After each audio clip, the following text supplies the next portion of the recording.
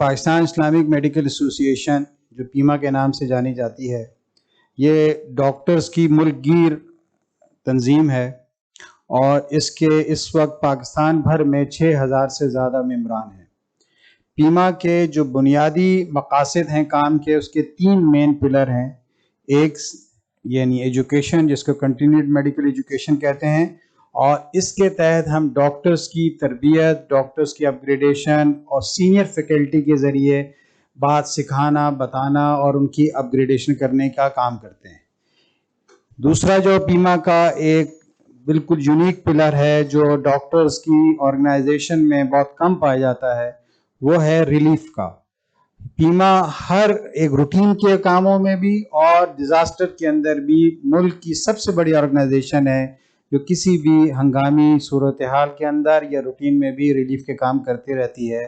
और कराची शहर के अंदर भी और मुल्कगीर भी इसकी बहुत सारी एक्टिविटीज़ हैं। और अगर एक एक्टिविटी का मैं नाम आपके सामने लेना चाहूँ तो वो POBI हॉस्पिटल है, जो free of cost without any cash counter Karachi के अंदर 4-5 बड़े इनके हॉस्पिटल्स हैं जो खिदमत सर अंजाम दे रहे हैं। और इस तरह की रिलीफ एक्टिविटी बहुत सारी जो हैं, जो पीमा जो है पूरे मुल्क में अवाम उन्नास के और बग़ैर किसी रंग, नस्ल, मज़हब के खिदमत सर अंजाम देती है। और आखिरी जो सबसे अहम चीज़ है वो दावा है जो अभी डॉक्टर कैसर ने भी उस पे हवाले से रखा कि हम चाहते हैं कि एक डॉक्टर एक अच्छा डॉक्टर बने, माशरे के अंदर वो प्रैक्टिसेस अपनाए जो एक अच्छे इंसान, एक अच्छे मुसलमान, एक अच्छे दर्द रखने वाले, एक अच्छे दिल रखने वाला बंदा जो माशरे के अंदर अवाम की ठीक अंदाज में खिदमत कर सके और उसके नतीजे में, दावत के नतीजे में एक अच्छा प्रैक्टिसिंग मुस्लिम डॉक्टर बने।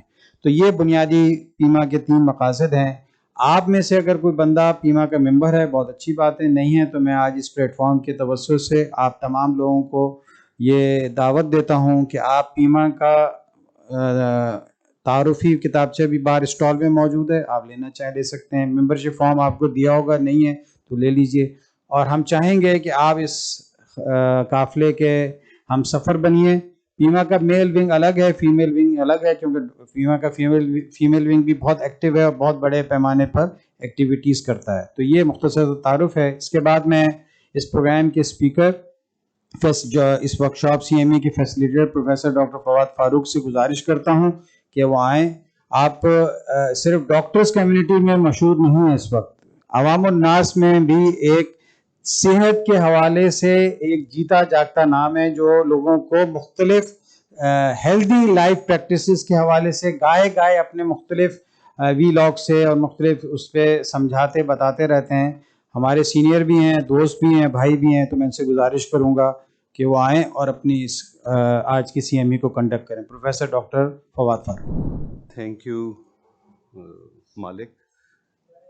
एक इस किस्म की बड़ी ही ज़रूरी CME अरेंज करने का, because ECG is something which is needed eight every level of healthcare, starting from nurses to even consultants.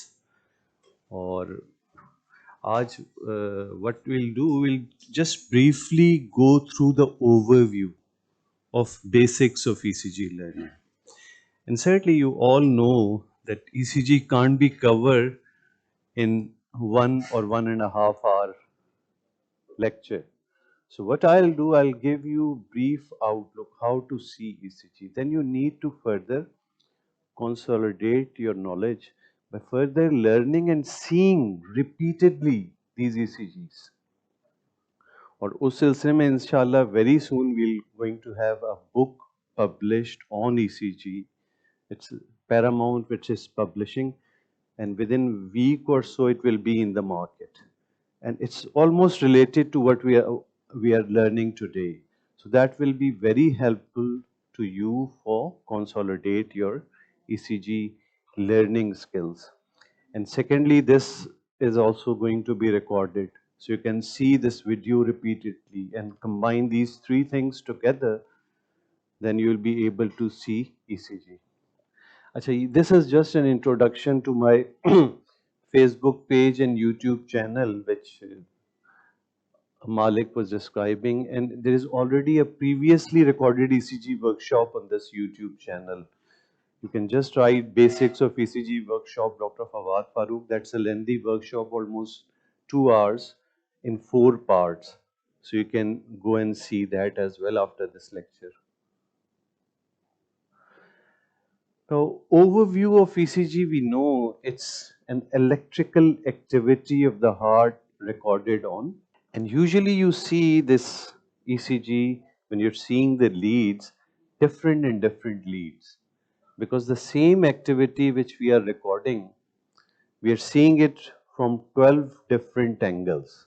And that's why you have 12 different features or pattern of amplitudes in 12 different leads.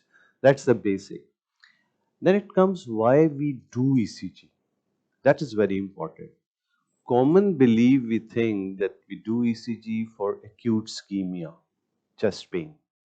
But that's not the case. If you just look into the indication of ECG, first I personally feel rate and rhythm. And where you need rate and rhythm assessment, importantly, where? Anyone? Arrhythmias. And whenever you are doing a CPR, what is BLS? You just revive your patient. What's the next step? ACLS. And ACLS depends on rhythm assessment. Without knowing the rhythm, and there you assess rhythm in a glimpse, just a telemetry there going on, and you have to judge what's going on with patient's rhythm. And then you'll decide what to do next. So its basic importance is in assessing patients' rate and rhythm. And that what I told is just an acute situation. But even chronically, rhythm issues can only be picked by ECG.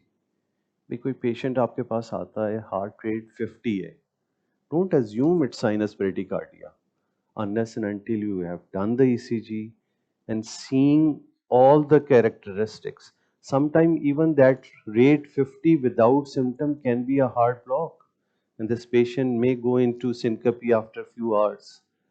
Similarly, a rate of 120 doesn't mean sinus tachycardia.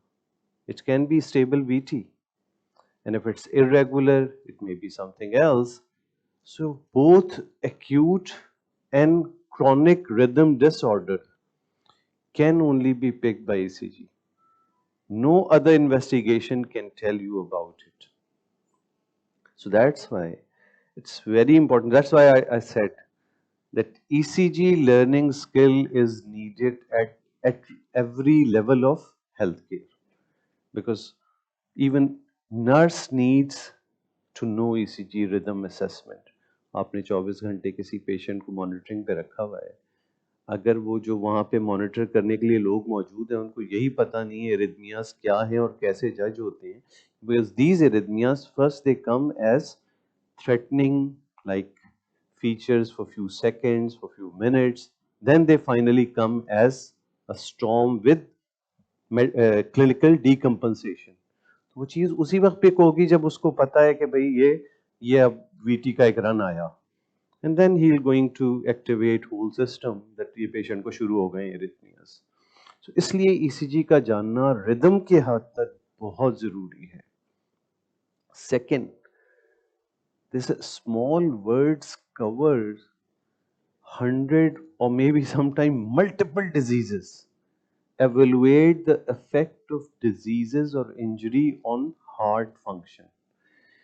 And these diseases, the clue which you are getting from ECG, sometimes even non-cardiac diseases, which have affected heart, and you are getting clues from ECG.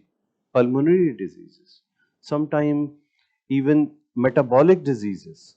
There are clues, certainly they are not diagnostic, but your ECG with clinical correlation, you come up with a new error that this patient may have CKD because of hyperkalemia you're seeing in ECG. Some features of even connective tissue disorders which do affect conduction system in heart as well. So if you really become master in ECG, whatever field you are from, this ECG will helps you by getting those clue and clinical correlation to acquire a direction towards diagnosing something. And there are number of diseases which can give you a clue in ECG.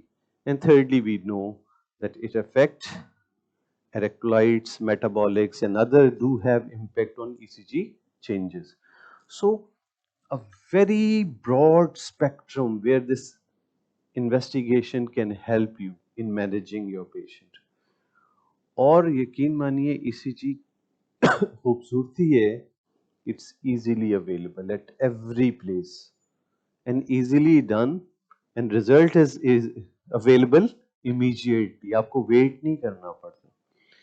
और इसके decisions which you are getting from these ECG or changes which you are getting from ECG can take a patient from ER bed to cath lab. इतने important decision ये ECG करवाती है. और इसकी utility कभी भी खत्म नहीं हो सकती, बिकॉज इस किस्म की कोई इन्वेस्टिगेशन है ही नहीं जो हर जगह पे एक छोटे से टूल, अब तो मशीनें इतनी छोटी छोटी आ गई हैं इसकी कि वो मौजूद हो, ठक ठक लगाई की और क्लिनिकल को रिलेट किया और इतना बड़ा डिसीजन मैनेजमेंट का आपने इमीडिएटली उसी वक्त कर लिया, both in relation to disease injury pattern of heart और एज वेल एज रिदम. ये दोनों मेजर डिसीजंस आप इसकी बुनियाद पे करते हैं जो इसके बगैर मुमकिन ही नहीं होंगे. इसलिए इसका सीखना जानना वो ज़रूरी है. अब हम शुरू करते हैं सब्जेक्ट से कि किस तरह है बैकग्राउंड हार्ट का स्टेटस. एक सरफेस एनाटमी अगर आप याद करें तो ये थी. इस हार्ट में फिर क्या है, कंडक्शन सिस्टम है which comprises of, this is all old stuff, so I'll go through them very quickly, just वो background build करने के लिए. SA node, AV node, bundle of His, right bundle, left bundle और फिर Purkinje fiber. ये वो electrical network है जहाँ ये सारी एक्टिविटी होती है. फिर इस इलेक्ट्रिकल एक्टिविटी के नतीजे में what you see on paper is this electrical recording, P, QRS, ST segment, T wave, और इनकी फिर हमने अलग अलग रिप्रेजेंटेशन की हुई है कि किस चीज़ को हम किससे पहचानते हैं. We record this all activity from heart to paper by means of leads. Leads की भी इम्पोर्टेंस है कि आपको तमाम लीड्स की एग्जैक्ट पोजिशनिंग पता होनी चाहिए. और इवन हर ECG पढ़ने वाले को ECG करना भी आना चाहिए, क्योंकि ये कैसे आप एक्सपर्ट हैं कि डिपेंडेंट हैं टेक्नीशियन के कि वो आएगा तो करेगा. आप मौजूद हैं, मशीन मौजूद है, मरीज मौजूद है, लेकिन आप मरीज को फ़ायदा नहीं दे सकते if you don't know how to do ECG. And when you know how to do ECG, then you should be knowing the the loopholes, the problems which you can have during doing ECGs. Falls कब आ जाती हैं, क्या problems आ सकती हैं, तो वो सारी चीज़ें आपको ECG की वो टेक्निक्स भी पता होनी चाहिए. लाइक आप लीड उल्टी प्लेस कर दें तो वो जो लीड्स जिनमें R वेव आती थी उनमें Q वेव आनी शुरू हो जाएगी. And we very commonly see a lot of patient refer to us with lateral wall MI and ischemia. And when you see the ECG, just leads assessment से ही पता चल जाता है कि ये उल्टी लगी हुई लीड्स थी, क्योंकि T भी उल्टी, QRS भी उल्टा. तो वो इसलिए इन चीज़ों का भी पता होना ज़रूरी है. तो इसमें मैं ज़्यादा नहीं जाता, ये प्योर रिकॉल और मेमोराइज करने वाली बातें हैं.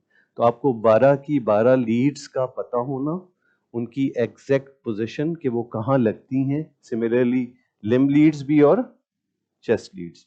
हम थोड़ा सा डिस्कस कर लेंगे बस कि वो जो रिकॉर्डिंग का प्रिंसिपल है वो क्या है, और वो भी बहुत डीप नहीं जाएंगे, सुपरफिशली सिर्फ एक आपको आइडिया हो जाए कि normal cardiac axis is downward and to the left. यानी इसका मतलब ये है कि जो नेट वेक्टर है, क्योंकि अभी हमने देखा कि दो वेव्स हैं डीपोलराइजेशन की. एक कौन सी, P और एक QRS। तो एक एक्ट्रियल डिपोलराइजेशन, एक वेंट्रिकुलर डिपोलराइजेशन, दोनों के जो नेट वेक्टर्स हैं वो यूं जा रहे हैं, इनकी डायरेक्शन इस जानिब है।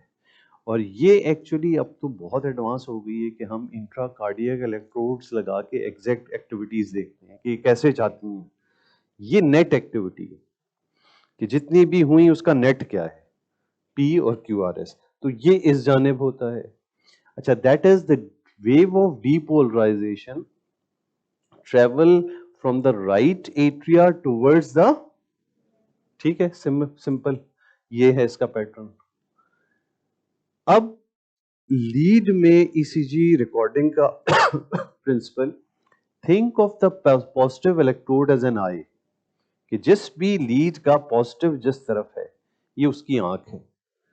तो जिस भी लीड के पॉजिटिव की तरफ एक्टिविटी जाएगी उसमें हमेशा ये अपराइट होगी, किसी लीड के नेगेटिव की तरफ जाएगी तो डाउनवर्ड होगी, किसी लीड के परपेंडिकुलर जा रही होगी तो बाइफेजिक होगी, कि आधी ऊपर आधी नीचे। इस तरह जा रही है कि पॉजिटिव की तरफ ज्यादा है, नेगेटिव की तरफ कम है, तो पॉजिटिव कॉम्प्लेक्स बड़ा होगा, negative. So that's the principle basic of ECG recording in these different 12 leads. And that's why you see that when an electrical impulse travels towards a positive electrode, there will be a positive deflection. Negative की तरफ जा रही है तो negative deflection. और lead 2 को हम अमूमन rhythm strip के तौर पे यूज करते हैं। Why? Because the positive of lead 2 is 60. ठीक है, +60। तो अब जाहिर सी बात है जो नेट एक्टिविटी है वो उसके बिल्कुल पैरेलल चलती है, तो P भी सबसे बड़ी उसमें आएगी और QRS भी सबसे ऊंचा, अनलेस एंड अनटिल पेशेंट के एक्सेस में कोई प्रॉब्लम आ गई। ठीक है, और इसका एक और पहचानना बड़ा आसान होता है कि EVR क्या है, उसका पॉजिटिव कहां है, राइट आर्म पर। तो अगर ECG सही रिकॉर्ड हुई है तो लीड 2 में अगर पॉजिटिव है तो AVR में क्या होनी चाहिए, क्योंकि दोनों एक दूसरे के बिल्कुल एग्जैक्ट ऑपोजिट हैं। दिखाता हूं मैं आपको, ये जैसे, सॉरी, ये यानी लीड 2 का पॉजिटिव 60 है और AVR का पॉजिटिव यहां पर है। तो उसकी वजह से क्या है कि अगर एक्टिविटी लीड 2 में पॉजिटिव है तो AVR में हर चीज नेगेटिव आनी चाहिए, क्योंकि ये मुमकिन नहीं है कि एक ही वक्त में नेट वेक्टर इधर भी जा रहा है। तो इससे हम लीड देखते हुए पहचान लेते हैं कि ऐसी लीड्स जो एक दूसरे के ऑपोजिट हैं उसमें अगर गड़बड़ है कि एक ही टाइम, इसका मतलब है लीड सही नहीं लगी। तो इसका मतलब है आपको हर लीड की पोजीशन और उसका कोरिलेट करना आना चाहिए। ठीक है, अच्छा, इसी की बुनियाद पे हम एक्सेस डिसाइड करते हैं कि जब हम QRS डिफरेंट लीड्स में पैटर्न और कॉम्बिनेशन देख के फैसला कर लेते हैं कि भाई ये axis net direction of QRS किस जानिब है। उसमें मैं डेप्थ में नहीं लेके जाता, डेप्थ में 1 घंटा सिर्फ एक्सेस समझाने में लगेगा। अगर आपको ये बात समझ में आ गई कि लीड की पॉजिटिविटी का रिलेशन और QRS की डायरेक्शन, बस इतना काफी है समझना। फिर अब हम डिफरेंट लीड्स में QRS का एम्पलीट्यूड देखेंगे, पॉजिटिव ज्यादा या नेगेटिव ज्यादा, उसकी बुनियाद पे फैसला कर लेंगे कि नॉर्मल एक्सेस है या नहीं है। यानी ये हमने फैसला कर लिया कि -30 से 90 नॉर्मल एक्सेस होता है, और इस तरफ चला गया तो लेफ्ट एक्सेस है, इस तरफ तो राइट एक्सेस है, और इस तरफ है तो इनडिटरमिनेट एक्सेस है। अब आप उसमें डेप्थ में ज्यादा ना जाएं, बस सिर्फ ये 2 लीड्स देख लें, लीड 1 एंड लीड 2, दोनों में पॉजिटिव तो एक्सेस नॉर्मल है। यानी ये इस तरह से पैटर्न डिवाइस हमने कर लिया है कि जब इनमें अपराइट है तो इस -30 से 190 के दरमियान ही होगा लाजमी। सिमिलरली अगर वो 1 में पॉजिटिव है, 2 में नेगेटिव है, तो ये लेफ्ट हो जाएगा, एक्सेस इधर होगा। तो सिर्फ इन 2 लीडों को स्क्रीन कर लें, QRS कॉम्प्लेक्स का एम्पलीट्यूड देखें, दोनों में अपराइट तो नॉर्मल, इसमें अपराइट, इसमें डाउन तो राइट लेफ्ट एक्सेस, उसमें डाउन उसमें अप तो राइट एक्सेस। दोनों में डाउन तो इंडिटरमिनेट एक्सेस। बस ये काफी है समझने के लिए। अब यहाँ पे काफी नहीं होगा, अब एक ईसीजी आने वाली है, इसको मेमोराइज करें, उसमें आपको बताना होगा एक्सेस क्या है। तो ये पैटर्न जल्दी से मेमोराइज कर लें, क्या बातें हमने अभी सीखी एक्सेस के हवाले से। अब ईसीजी आएगी, उसमें मुझे बताइएगा कि एक्सेस क्या है। क्विक जी, एक्सेस क्या है? लेफ्ट एक्सेस, वाई 2 में नेगेटिव 1 में, तो यही देखना है लीड 1 और लीड 2 के क्यूआरएस कॉम्प्लेक्स। अभी ये दोनों में अप होता तो नॉर्मल होता, अब चूंकि 1 में अप है और 2 में डाउन है तो ये लेफ्ट एक्सेस हो गया। तो यहाँ पे एक्सेस तो हमें समझ में आ गया कि हमने कैसे देखना है। So the QRS is positive in 1 and negative in 2. अच्छा, अब एक और चीज बड़ी बेसिक में इंपॉर्टेंट है, वो है स्टैंडर्डाइजेशन। किसी को इसके मुतालिक कुछ पता है स्टैंडर्डाइजेशन क्या होती है, एक्सप्लेन कर सकें इस हवाले से? जी, anyone? What is standardisation and what is its importance? रफली हमें आइडिया हो जाए कि यहाँ पे स्टूडेंट्स हैं या डॉक्टर्स हैं। स्टूडेंट्स हैं कोई? 30-40% स्टूडेंट्स हैं, ठीक है। और डॉक्टर्स, हाउस ऑफिसर्स कोई हैं? हाउस ऑफिसर्स नहीं, पोस्ट ग्रेजुएट्स? पोस्ट ग्रेजुएट्स भी हैं, चले जी। स्टैंडर्डाइजेशन, अब सवाल आपकी तरफ आएंगे। यही हमारे यहाँ बड़ा प्रॉब्लम है कि हमारे यहाँ कोई भी आपको बेसिक्स, आप बड़ी बड़ी चीजें उस पर कर रहे होते हैं, लेकिन उसकी बुनियादी चीजें वो हमने ना पढ़ते हैं। और ये सिर्फ, it's not just relates to ECG, it relates to everything. Basics are important. Once you are expert, you need to know the basic to have a comprehensive knowledge of that particular thing. To pick false abnormalities, others, वो जब भी मुमकिन है जब आपके पास comprehensive knowledge हो उस चीज की। देखिए स्टैंडर्ड क्या होता है, ECG is a graph, and in graph you have x-axis and y-axis. That's physics. You have some variable on x-axis and some variable on, in ECG the x-axis tells you about time, duration, segments, everything. So certainly when you are counting time on x-axis, you have to have some standards for that, because you make something with that standard, ताकि सारी दुनिया में जहां पे भी वो चीज हो, आप कोई फासला नाप रहे होते हैं और उसको ग्राफ पे शो करेंगे, तो बगैर आप स्टैंडर्ड के कैसे शो करेंगे कि ये फासला कहां से कहां तक है? Similarly on Y axis ECG contains voltage. तो अब ये जो वोल्टेज है इसका भी स्टैंडर्ड एक होना चाहिए, ताकि उस स्टैंडर्ड के मुताबिक आप हमेशा कैलकुलेशन करेंगे। And you must have heard that 25 millimeter per second, haven't it? You have heard, and you may found it in ECG strip as well. 25 millimeter per second. Similarly, 10 millimeter per millivolt. ये y access का standard है। इसका मतलब क्या है कि दुनिया भर में ये रख दिया गया है कि ECG जब रिकॉर्ड होगी तो इस तरह रिकॉर्ड होगी कि 25 मिलीमीटर का पेपर 1 सेकंड की एक्टिविटी को record, that is a standard. कहीं पे भी ECG रिकॉर्ड होगी तो वो इसी स्टैंडर्ड पे रिकॉर्ड होगी। सिमिलरली द वोल्टेज कि 1 मिली वोल्ट हार्ट जनरेट कर रहा है तो स्टाइलस 10 मिलीमीटर मूव करेगा उसके नतीजे में, दैट इज अ स्टैंडर्ड।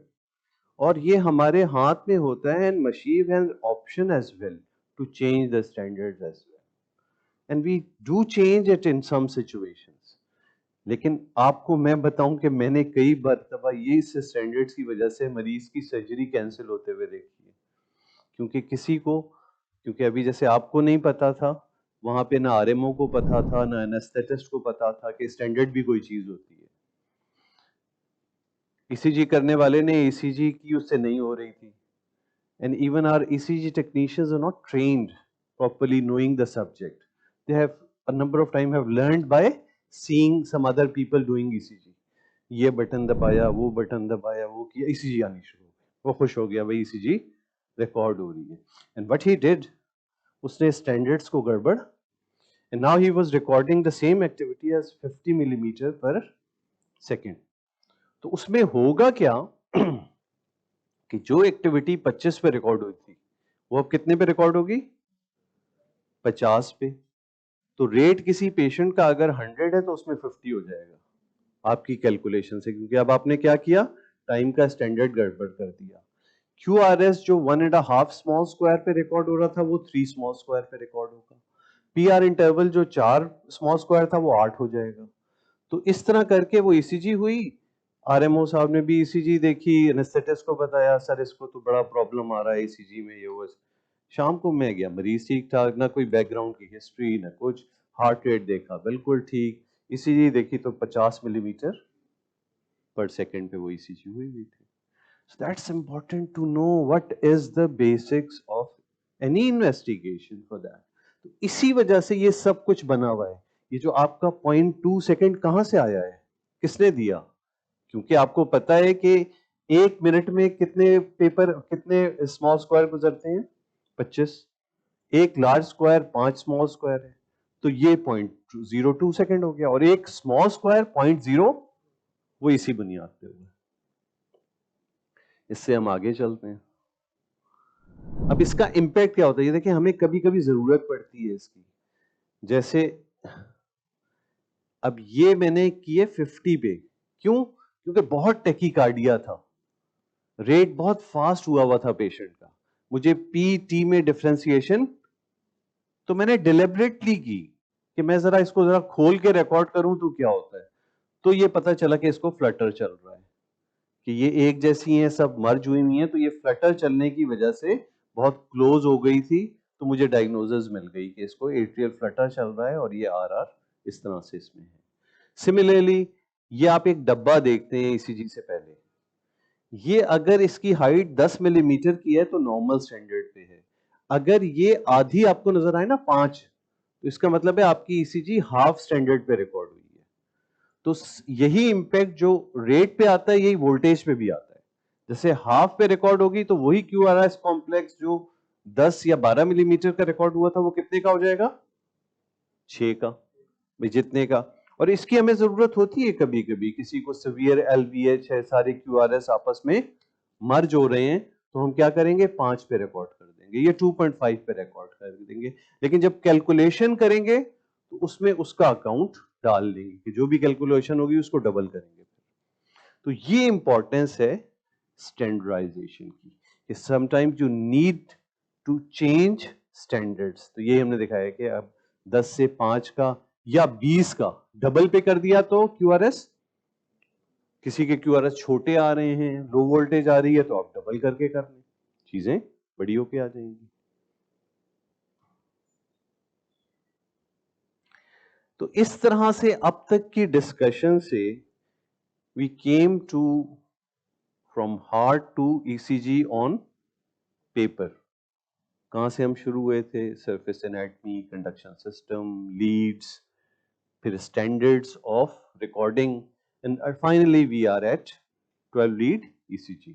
इस तरह से हमारे पास बेसिक्स में ECG आती है, और प्रिंसिपल भी हमने डिस्कस किया कि ECG रिकॉर्डिंग का प्रिंसिपल क्या है अकॉर्डिंग टू लीड पॉजिटिविटी. अब हम, और इसी में हमने एक्सेस डिस्कस कर दिया, तो एक पार्ट हमने कवर कर दिया. अब हम आ रहे हैं सबसे मुश्किल पार्ट ऑफ ECG. इसके बाद तो फिर सिर्फ कहानियां हैं, सिर्फ याद रखने की बातें हैं. रिदम वो है जो एप्लीकेशन है, कि आपको डिफरेंट चीजों को देखते हुए अप्लाई करना होता है, और उसके नतीजे में आप फाइनल कंक्लूजन पे पहुंचते हैं कि रिदम क्या है. इसमें फिर मैं चाहूंगा कि आप जो है इस रिदम को मैं एक डिस्प्ले कर रहा हूं, इसको देखें और फिर मुझे बताएं कि ये रिदम क्या है. ठीक है जी, anyone? This is a 69-year-old man without symptoms. What is the rhythm? and we'll come to rhythm assessment, and you'll found inshallah after that 15-20 minute drill how easy is to assess rhythm. कोई भी इस rhythm का final conclude मुझे बता दे कि ये rhythm क्या है जी. Regularly, irregular. Actually, I am asking you a comprehensive rhythm. That is what you are describing is a feature. एक rhythm का feature. जब हम कार्डियोलॉजी में किसी के रिदम की बात करते हैं तो हम साइनस है या नहीं है, ये आपने फीचर बयान किया है रिदम का. एक्चुअली वैसे ये रेगुलर है, आर इंटरवल इक्विडिस्टेंट है.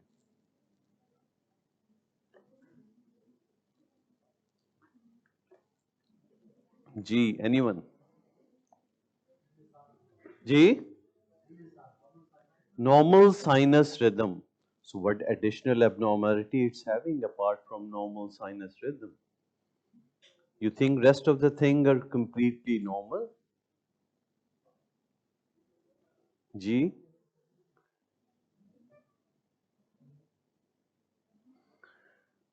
सस्पेंस को तोड़ देते हैं.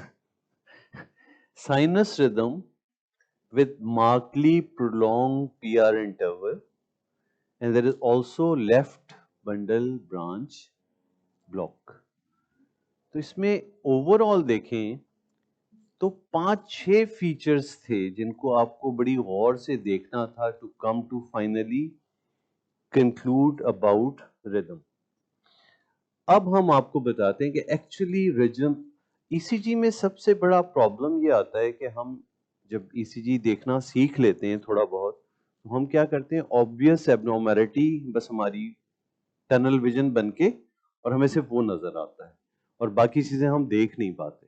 और उसकी वजह क्या होती है कि हमने ईसीजी सिक्वेंशियल लॉजिकल पैटर्न से सीखी ही नहीं है. कभी हमने कैसे सीखी है, दूसरों को देखता हुआ और बुक और फिर कहीं राउंड कहीं डिस्कशन, और इस बुनियाद पे हमने वो पैटर्न. ईसीजी का एक पैटर्न है, जैसे आप गाड़ी स्टार्ट करते हैं ना, स्विच ऑन किया, चीजें देखी, बाकी ये वो हर चीज को देख के फिर फाइनल कंक्लूजन देना होता है चीजें नॉर्मल है या नहीं. तो अगर आप याद करें हमने कंडक्शन सिस्टम क्या बताया था कि कंडक्शन यानी रिदम का ओरिजिन कहां से होता है. नॉर्मली रिदम का ओरिजिन कहां से है, एसए नोड. फिर ये रिदम क्या करता है, एट्रिया को डीपोलराइज करता है, जिसके नतीजे में क्या होता है, पी वेव नजर आती है आपको. फिर ये कंडक्शन कुछ देर के लिए कहां डिले करती है, जो किससे जाहिर होती है ईसीजी पे, पीआर इंटरवल से. Then this conduction His bundle से राइट लेफ्ट बंडल और ultimately Purkinje fibres and then depolarization of ventricle, जो आप किससे अंदाजा करते हैं ईसीजी पे, क्यूआरएस से. और ये एक कार्डियक साइकिल, ये पूरा पैटर्न एक खास रिदम से चलता रहता है. नॉर्मली इसका रिदम क्या है, 62 और रेगुलर भी. इसका मतलब है कि जब आपको देखना है कि एक रिदम स्ट्रिप आपको दिखी जिसमें 10, 20, 12, 14 जितने भी कॉम्प्लेक्सेस हैं, क्या हर के पहले पी वेव, भाई एक बस का रूट है ना जो कहां से शुरू होती है, एसए नोड से शुरू होती है और परकंजी फाइबर पे खत्म हो जाती है. और बस ये हर थोड़ी देर बाद ये बस अपने रूट पे स्टार्ट होती है, यहाँ पे खत्म हो जाती है, स्टार्ट होती है खत्म. और अंदाजा किस तरह होता है कि ये एट्रिया से गुजरी सही रास्तों पे पी वेव, इसने एवी नोड पे उतना ही देर का स्टॉप किया जितना इसको करना चाहिए था, तो वो किससे पता चलेगा, पीआर इंटरवल से. उसका आप ड्यूरेशन देखेंगे. और फिर मैं इसको थोड़ा सा समझाने के लिए मजीद करता हूं कि आगे 2 हाईवेज हैं, राइट एंड लेफ्ट बंडल्स, कि ये बस 2 हिस्सों में उसके बाद फौरन तकसीम हो जाती है और उन हाईवेज पे एक सिमिलर स्पीड से जाती है. इसका इम्पैक्ट आएगा अभी जब हम डिजीज और पैटर्न पे आएंगे ना, तो फिर आप ये समझ पाएंगे कि इसका मतलब क्या है. तो उस पे जाती है जिसकी वजह से क्यूआरएस, गो के क्यूआरएस दो डिफरेंट कंडक्शंस के मिलके बन रहा है, but since there speed is similar, कि वो हाईवे पे एक ही स्पीड से गई, अपने सारे मुसाफिर उतार दिए, तो QRS एक ही पैटर्न से बना। ठीक है, तो ये कुछ आपने देखना होता है हर कॉम्प्लेक्स में। तो इसका मतलब है कि there are few steps of rhythm assessment, और वो क्या हैं वो मैं आपको भी दिखाता हूं कि अगर आप वो स्टेप्स फॉलो करेंगे, you will never miss a rhythm, या at least you are confident to say this is normal sinus rhythm and this is arrhythmia. What is it? We'll come to it later. But if you apply these 5 steps to every rhythm, you will be able to judge what it is. Like this rhythm, step 1 is just leave everything aside. Calculate rate. That's the first thing. अभी छोड़ दें सब कुछ, rate बताएं कि क्या है। ठीक है, मैं अभी रेट का तरीका आपको बताऊंगा, फिर आपसे ही पूछूंगा कि रेट क्या है। सेकंड स्टेप, अब रेट जब आपने कैलकुलेट कर लिया तो आप सब कुछ छोड़ दें, ये देखें कि आर इक्वी डिस्टेंट है या नहीं है, यानी अभी पी शी के चक्करों में ना पड़े। Just look at R whether they are equidistant और नॉट। रेट से आपने फैसला किया कि 60 से 100 के दरमियान है, भाई 30 का रेट नहीं है, 150 का रेट नहीं है, कि आपको कोई अभी परेशानी मरीज में नहीं है, कोई इमरजेंसी नहीं है। अगला स्टेप आप शुरू हुए रेगुलरिटी। तीसरा स्टेप है पी वेव्स। पी वेव के 4 मजीद पॉइंट हैं that I will tell you further, लेकिन तीसरा स्टेप इस रिदम असेसमेंट में पी वेव का है। Fourth, PR interval, and this PR interval should be assessed in every complex. ये भी बड़ा इंपॉर्टेंट है कि सिर्फ एक कॉम्प्लेक्स का PR इंटरवल देख के खुश नहीं हो जाए कि नॉर्मल है, उसको पूरा 12-14 कॉम्प्लेक्स जितने हैं सब में देखना है। ये बहुत इंपॉर्टेंट है, उसका भी इंपैक्ट आप देखेंगे अभी एरिथमियास पे आएंगे तो। And last part was QRS duration, narrow है या ब्रॉड है। ठीक है, अब रेट देखने का तरीका क्या होता है? सिंपल 2-3 तरीके मैं आपको बता देता हूं।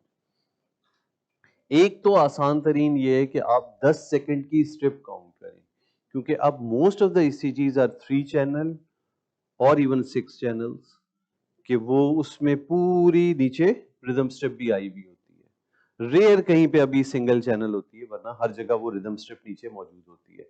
आपने 6 सेकंड स्ट्रिप की। 6 सेकंड स्ट्रिप क्या मतलब? यानी 5 लार्ज स्क्वायर 1 सेकंड, तो फिर 30 लार्ज स्क्वायर वो 6 सेकंड हो जाएंगे।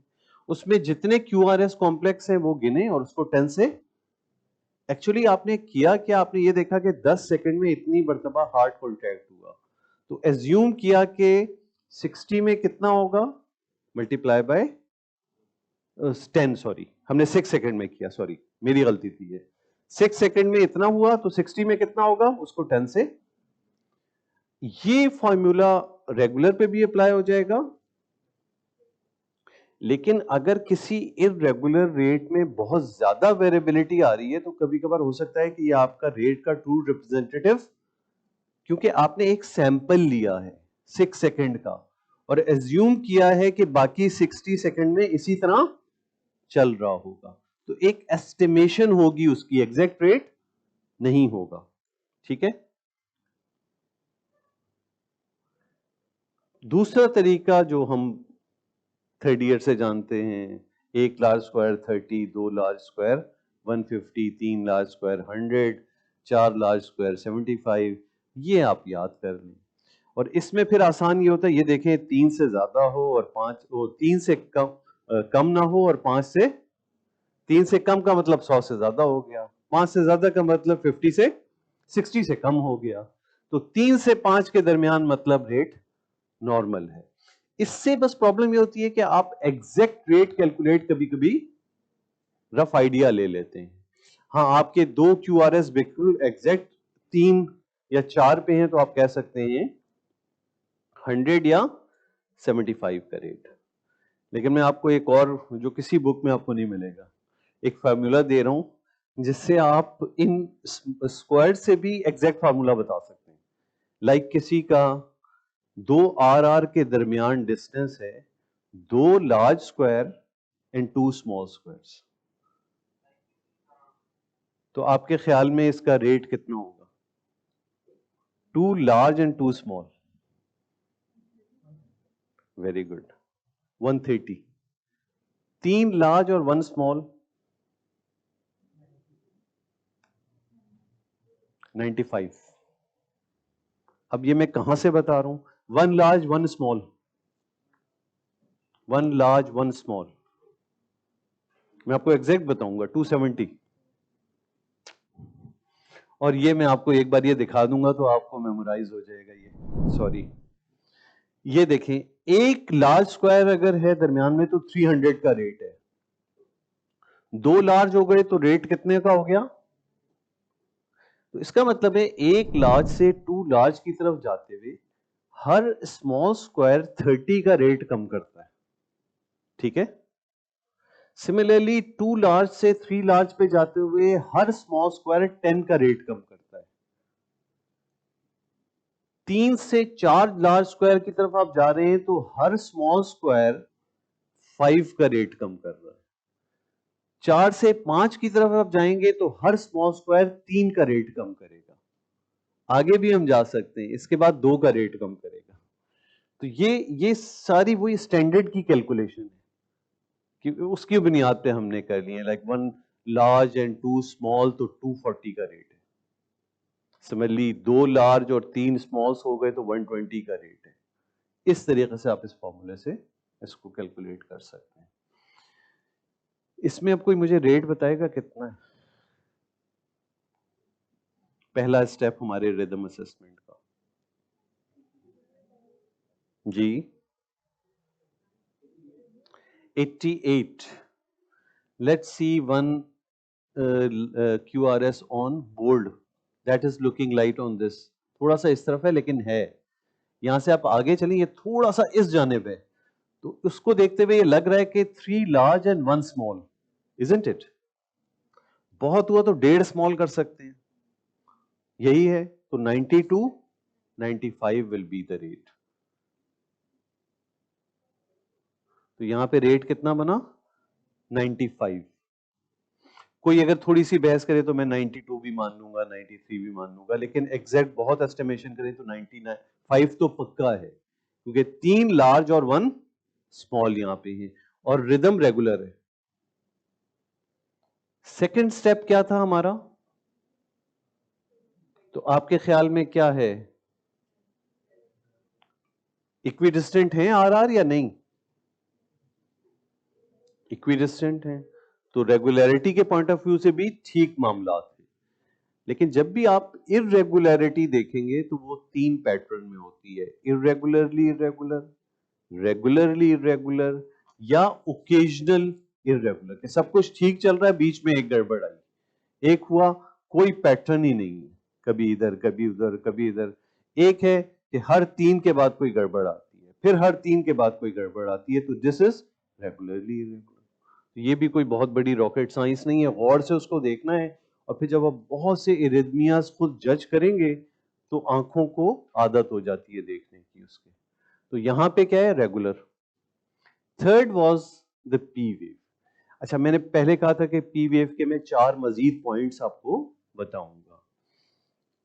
तो what are those 4 additional points जो फिर आपको मुझे आंसर में बताने हैं कि वो इसमें क्या है। पी वेव प्रेजेंट और absent. So present. Second, similar और डिसिमिलर। सो क्या ख्याल है? So they are all similar P waves. अच्छा, फिर होता है कि do the P wave occur at a regular rate. ये क्या मतलब होता है कि कभी कभार आप ऐसा सोचें कि there is no QRS complex and march P waves as कि उसमें कोई QRS नहीं है। अब जब वो मार्च करते हुए आप चलें तो ये देखें कि पी का अपना रिदम ठीक है, बिल्कुल रेगुलरिटी से आ रहा है या नहीं। तो what do you think here? It's regular. और is there one P wave before each QRS complex?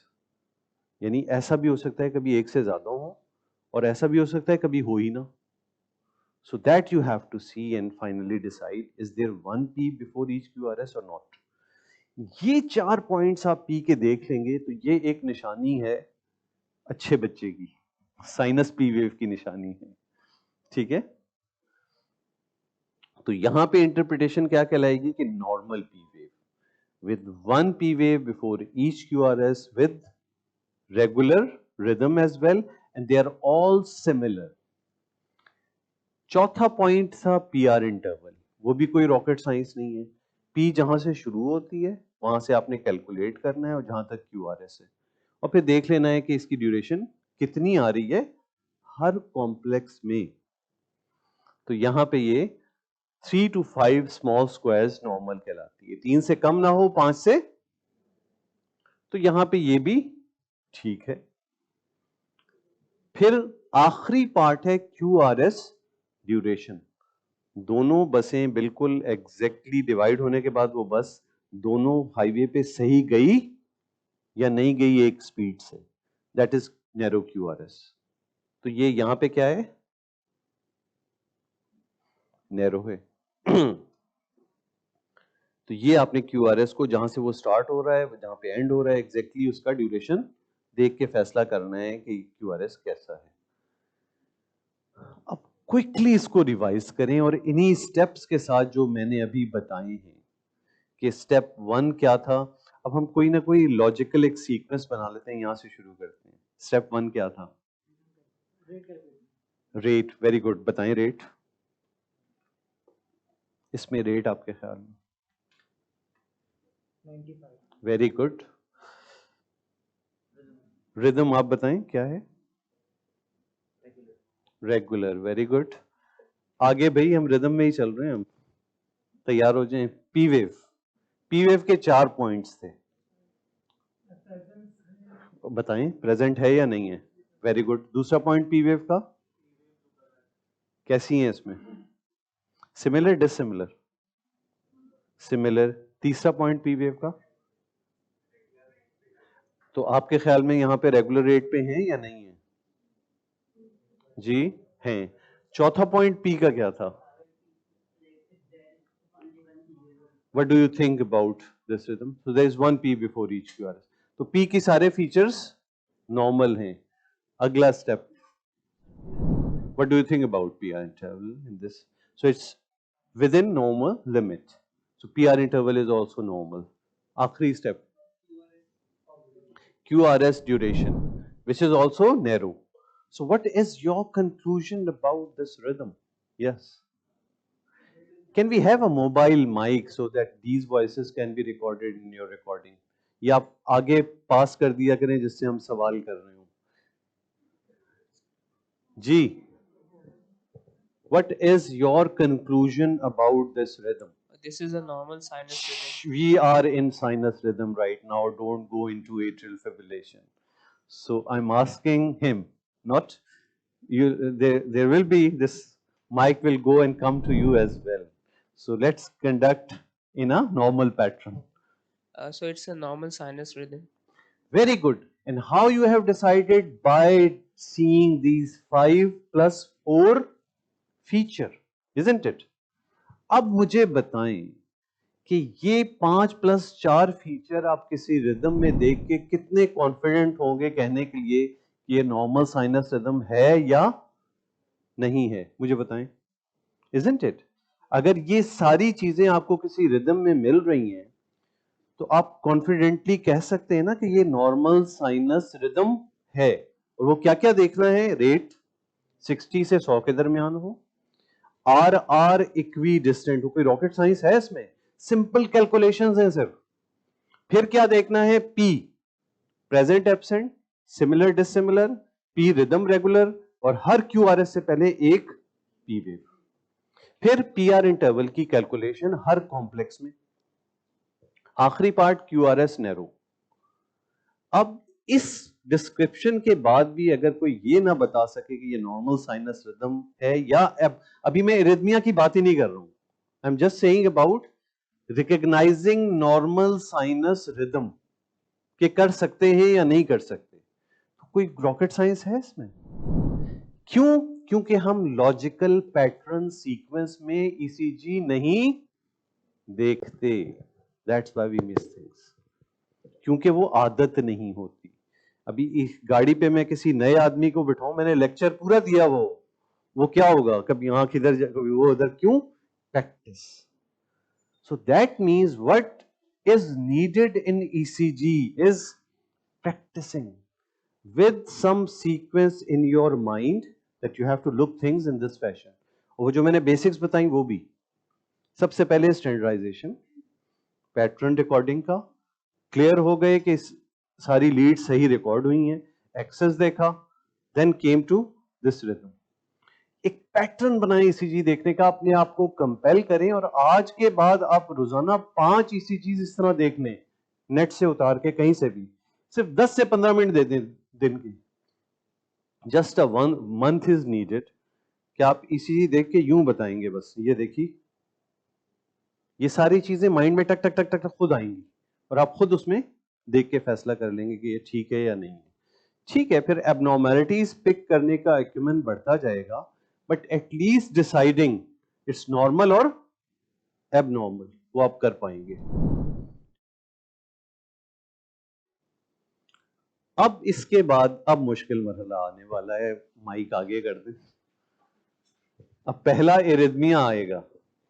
अब करना क्या है, सिर्फ आपने ये सारे स्टेप्स अप्लाई करके एरिथमिया का नाम बताना है और deviation from normal sinus rhythm, यानी वो क्या चीजें थी जो इन 5 + 4 चीजों को फॉलो नहीं कर रही थी, उसमें क्या गड़बड़ हुई, तो आपने उसकी बुनियाद पे कह दिया कि ये वाला एरिथमिया है।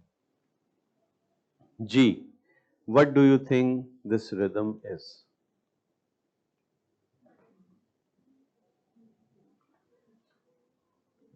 Rate is abnormal. Yes, rate is fast, okay. Rate is around like 150 or maybe slightly lower than that. So 140 to 150 is the rate. So rate is fast, straight away beyond your normal sinus rhythm. So ये तो पक्का हो गया कि normal sinus rhythm नहीं कहलाएगा। RR equiduct नहीं है। Very good. दूसरा स्टेप आपका बिल्कुल ठीक है, इक्विडिस्टेंट है, रेगुलर है बिल्कुल। पी के भी सारे फीचर नॉर्मल है, प्रेजेंट है, सिमिलर है, रेगुलर रिदम है, 1p बिफोर QRS है, PR इंटरवल भी ठीक है, QRS भी नैरो है। So what's the conclusion? अब आपने खुद ही फीचर ने आपको कंक्लूजन बता दिया है, sinus tachycardia. And what's the deviation? What's the deviation? Rate. So if rate is fast and rest of the things are similar, it's sinus tachycardia. यानी वो बस अब जो पहले 60 से 100 मरतबा चलती थी, अब अचानक मुसाफिर ज्यादा हो गए, अब वो 150 मरतबा आ रही है उसी सेम पैटर्न पे। अब यहाँ पे पोस्ट ग्रेजुएट्स कौन कौन है, क्योंकि हम चाहेंगे ताकि फोकस रहें, उन्हों को ही कटहरे में खड़ा करें। आप अच्छा, ऑप्थेल्मोलॉजी की कोई मेडिसिन का है यहाँ पे? Any family medicine? कोई पोस्ट ग्रेजुएट मेडिसिन का नहीं है यहाँ पे। कार्डियोलॉजी वालों को तो हमने अलाउ नहीं किया, ताकि ज्यादातर उनको पहुंचे जिन तक ये मसला पहुंचता नहीं है चीजें। कोई भी नहीं? हाउस ऑफिसर कौन है? अब तो और बिल्कुल हाथ नीचे हो जाएंगे। चले चलते हैं, आप लोग ही कुछ ना कुछ साथ हमें हेल्प आउट करते रहे। इसमें बताएं क्या है, तो फिर आप लोग ज्यादा वो नहीं है, तो फिर उसमें हमारा ना पॉज ज्यादा आ जाएगा, तो टाइम जाया होगा। तो फिर हम साथ साथ चलते हैं, लेकिन चाहेंगे जरूर कि आप मेंटल एक्सरसाइज जरूर करें।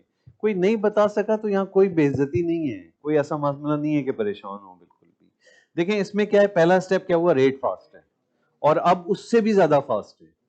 RR रेगुलर है, इक्विडिस्टेंट है, P नजर ही नहीं आ रही, there's no P wave, और फिर QRS नैरो है।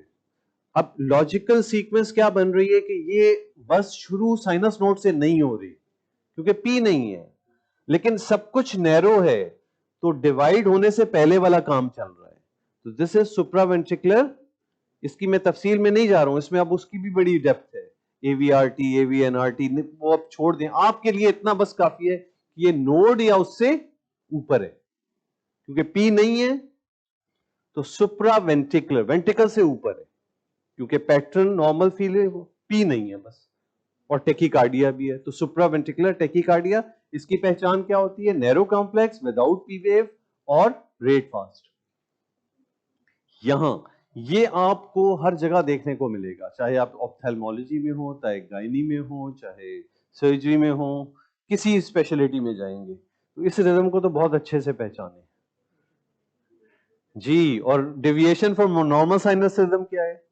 अभी इसको उस तरह से ना पहचाने जैसे आपने अभी पहचान लिया कि बस है, उस तरह पहचाने जो पहचान हमने बताई है। रेट 6 सेकंड स्ट्रिप चाहिए होगी तो 70 से 80 के दरमियान बनेगा रेट। रिदम इरेगुलरली इरेगुलर, कोई पैटर्न ही नहीं है, कुछ समझ में नहीं आ रहा कि कोई पैटर्न बनाए या ना बनाए। P एब्सेंट है, जो नजर आ रही है वो सब की सब फिब्रिलेटरी, और जब P एब्सेंट हो गई तो PR इंटरवल की कहानी खत्म। QRS नैरो है, तो अब ये समझ में आया कि ये भी अगेन जो कुछ है वेंट्रिकल से ऊपर है, लेकिन कोई पैटर्न नहीं है। तो ये बस अपने स्टॉप से नहीं शुरू होती, जहां भी चाहा एट्रिया से बस शुरू हो जाती है, और कोई रिदम भी नहीं है। दो इधर से निकली पाकिस्तानी ट्रैफिक है ये, कि जहां से मर्जी जिसको रास्ता मिला AV नोड से वो घुस के आ गई नीचे। वही चीज थोड़ी सी डिफरेंट वे में, कौन बताएगा? फ्लटर है, वेरी गुड, क्योंकि इसकी मैंने एक ECG आपको पहले दिखाई थी, P नॉर्मल से बहुत ज्यादा आ रही है। अब यहां क्या है, उसी किस्म का काम है, लेकिन कोई एक फोकस है जहां से नॉर्मल से ज्यादा रेट जनरेट हो रहा है। नॉर्मली 60 to 100 होता था, यहां 150 300 का रेट जनरेट हो रहा है एट्रिया के किसी एक फोकस से। तो ये एट्रिया अपनी नॉर्मल रिदम भूल गया है, क्योंकि ऐसे नोट जनरेट, तो कोई एक फोकस मुसलसल। अब उसमें से एक साथ जब 4-5 बसें निकलती हैं तो आगे गली एक है, तो उसमें से 4-5 में से कोई एक आगे जा पाती है, बाकी उधर ही खड़ी हो जाती है। फिर अगली को वो मौका मिला, वो ही, तो 4:1 की कंडक्शन चल रही है। कभी कभार ये गली थोड़ी बड़ी हो जाए तो 2:1 की कंडक्शन भी शुरू हो जाती है, तो रेट 150 का बन जाता है। जैसे अभी हमने पिछली एक ECG में देखा था, रेट बढ़ाया था तो आइडिया हुआ, जिसमें आपको P फिर आइडेंटिफाई नहीं हो रही होती है कि P है या T है, तो फिर आप उसको बढ़ाते हैं तो आपको आसपास थोड़ी सी P नजर आ जाती है। तो इट्स एट्रियल फ्लटर, और ये आदमी कभी भी आप ECG के बगैर पिक नहीं कर सकेंगे। रेट इसका कितना आ रहा होगा? 75 आ रहा होगा ना, तो आपने एज्यूम कर लिया साइनस रिदम। ECG करेंगे तो बताएंगे ना साइनस है या फ्लटर विद 4:1 कंडक्शन है, क्योंकि है भी रेगुलर, क्योंकि फ्लटर होता भी रेगुलर है अक्सर, क्योंकि वो एक पैटर्न से कंडक्शन चल रही है। ठीक, ये बड़ा कॉन्सेप्चुअल है। इसमें इसकी क्लिनिकली इंपॉर्टेंस नहीं है, ये क्लिनिकली ये लोग बस ऐसे ही हमारा दिमाग खाते रहते हैं, ये नॉर्मल वेरिएशन है, कभी कभी किसी डिजीज की वजह से होता है, लेकिन ये है क्या? अपना रूल अप्लाई करना शुरू करें। रेट, अभी रेट कैलकुलेशन की बात हो रही है, आप रेट में ही रिदम पे चले गए, अभी रेट की बात हो रही है। रेट तकरीबन ठीक आएगा, इसका अराउंड 70 के करीब ही आएगा, तो रेट ठीक है।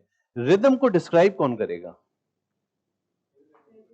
इर्रेगुलर का पैटर्न क्या है जी? ओकेजनल इर्रेगुलर, वेरी गुड, ये किसने कहा? Very good, occasional irregular. अब इस ओकेजनल इर्रेगुलरिटी को अगर मैं इस रिदम को इस तरफ देख रहा हूं, मेरे पास नहीं है, तो आप क्या बताएंगे भाई ये वाली एब्नॉर्मैलिटी है इसमें रिदम में? किस तरह बयान करेंगे कि सर ये ECG मैंने देखी है, इसमें ये रिदम एब्नॉर्मैलिटी मुझे लग रही है। Second and 7th QRS complexes are coming prior to expected, isn't it? जिस हिसाब से उसको आना चाहिए था उससे वो थोड़ा सा पहले आया हुआ है। सेकेंड एंड बाकी जो एक पैटर्न चल रहा है वो एक रिदम से चल रहा है, लेकिन ये दो जो हैं ये वक्त से पहले आए हैं और उसके नतीजे में क्या हुआ है, इसके बाद पॉज थोड़ा बढ़ गया है। अब अपने पी पे आए, सब जगह पी हैं, सारी सिमिलर है सिर्फ सिवाय ये सेकंड और सेवंथ वाली, ये डिसिमिलर है, और सारी सेम पैटर्न पे आ रही हैं, ये दोनों वक्त से पहले आ रही हैं, इजंट इट?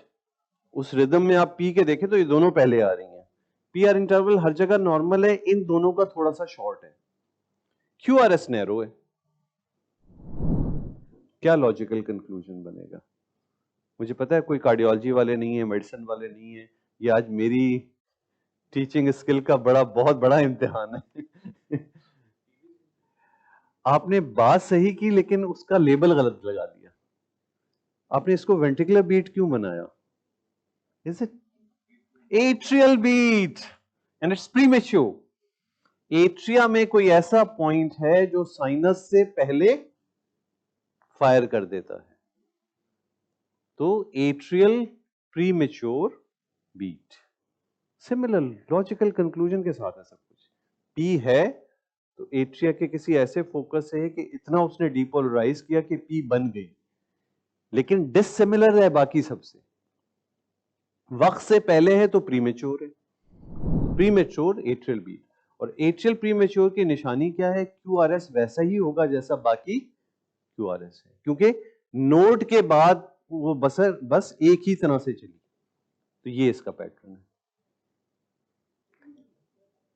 यहां आपकी बात आ गई, लेकिन इसको समझाना पड़ेगा क्यों, why we are saying it PVC. So अब आप अपने उसूल पे जाएं। रेट ठीक है बिल्कुल, रिदम रेगुलर है सिवाय आखिरी बीट के जो वक्त से पहले आई हुई है, सबके साथ पी है, आखिरी बीट के साथ पी, सब सिमिलर हैं और आखिरी बीट एक अजीबो गरीब किस्म की है। So this is because this is from the ventricle, ventricle में एकदम से निकली, और अब जब कोई हाईवे पे ना हो, गाड़ी खड्डों में जाए और चल के एक जगह से दूसरी जगह जाएगी तो टाइम क्या लगेगा? ज्यादा लगेगा। और पैटर्न किस बुनियाद पे होगा कि वो कहां से कहां गई? भाई यही सेम लीड जो क्यूआरएस रिकॉर्ड कर रही है वो तो यूं कर रही है ना, एवी नोड से एपेक्स, लेकिन ये पीवीसी अगर राइट से लेफ्ट गई तो उसी लीड में इस तरह आएगी, लेफ्ट से राइट गई तो इस तरह आएगी, ऊपर से नीचे गई तो किसी और तरीके से आएगी, नीचे से ऊपर गई ये भी मुमकिन है कि एपेक्स से जनरेट हो और वापस इधर आए तो कुछ और तरह आएगी। तो इसकी कोई शेप इस वजह से, लेकिन इसकी मौजूदगी अगर सिमिलर शेप चल रही है तो आप ये कह सकते हैं मोनोमॉर्फिक है, जो पॉइंट गड़बड़ कर रहा है वो एक है। मुख्तलिफ शेप्स होनी शुरू हुई तो पॉलीमॉर्फिक है, यानी वेंट्रिकल के अंदर भी मुख्तलिफ मकामात से आ रही है। इसका मतलब क्या है कि कुछ देर में ये झगड़ा होने वाला है आपस में, वीएफ, क्योंकि मल्टीपल पॉइंट्स है तो वीएफ में जाना है थोड़ी देर में। ये यहां जैसे एक नहीं दो पॉइंट्स है, क्योंकि एक ही लीड में दो शक्लों की है और एक दूसरे के ऑपोजिट एम्पलीट्यूड है, तो इसका मतलब है एक ऊपर से नीचे गई है, एक नीचे से ऊपर गई, और पैटर्न वही सारा है, वक्त से पहले, ब्रॉड, बिजार। इसमें लिखने में ये सारी वीडियोस हैं और इंशाल्लाह विद इन अ वीक, थोड़ा से पैसे खर्च कर लीजिएगा, किताब खरीद लीजिएगा, हफ्ते 10 दिन में किताब आ जाएगी इंशाल्लाह। तो ज्यादा कंसंट्रेशन अपनी इधर बातों पे रखें, और ये वीडियो हार्डली 1.5 से 2 घंटे की है, कल जाके छुट्टी है, उसमें से आप लेके पॉइंट सारे लिख सकते हैं, और वो ज्यादा एक्सटेंसिवली डिस्क्राइब वीडियो है, तो परेशान बिल्कुल ना हो कि कोई चीज आपकी मिस हो रही है इस लाइव सेशन में। ये इसका कॉन्सेप्ट है, ये मैं आपको पहले ही बता चुका हूं। नॉर्मल क्यूआरएस का कॉन्सेप्ट क्या है? बस ऊपर से उतरी और दो हाईवेज पे, इस वजह से आपका क्यूआरएस नैरो। लेकिन पीवीसी का कॉन्सेप्ट क्या है कि वेंट्रिकल में कोई भी एक पॉइंट जहां से स्टिमुलस जनरेट हुई और अब वो सेल टू सेल जा रही है, यानी वो जीप आपकी 4 व्हीलर है जो करती भी गई, तो अब वो इतना टाइम लगाएगी, पहले वो यूं शुक करके बिल्कुल चली गई थी, इसी वजह से ये बिजोर, ब्रॉड। अब वही पैटर्न अगर फास्ट हो जाए तो ये क्या कहलाएगा? Ventricular tachycardia. रेगुलर है, सेम शक्ल का है, लेकिन ना इसके साथ पी है और ब्रॉड बिजार है। तो वही फोकस पॉइंट अब क्या कर रहा है, तेजी से रिदम जनरेट कर रहा है। तो दिस इज वेंट्रिकुलर टैकीकार्डिया। और वही पैटर्न लॉस कर दे तो वीफिब बन जाएगा, कि वहीं से अब मल्टीपल जगहों से वो चीजें आ रही हैं तो वीफिब हो गया। तो broad bizarre without dissimilar configuration, तो वो वही सारी चीजें, ये भी वीएफ। अब हम स्पेक्ट्रम के दूसरी तरफ जा रहे हैं। कोई बताएगा क्या है?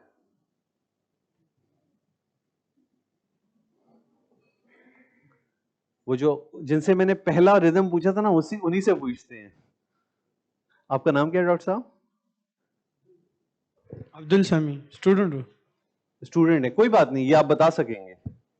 वो पांचों चीजें अप्लाई करें और बताएं, और फिर डिविएशन फ्रॉम साइनस रिदम बताइएगा।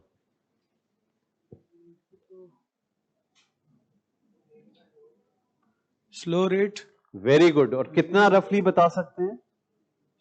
To 50 to 60। 50 to 60। Very good. चलें आगे।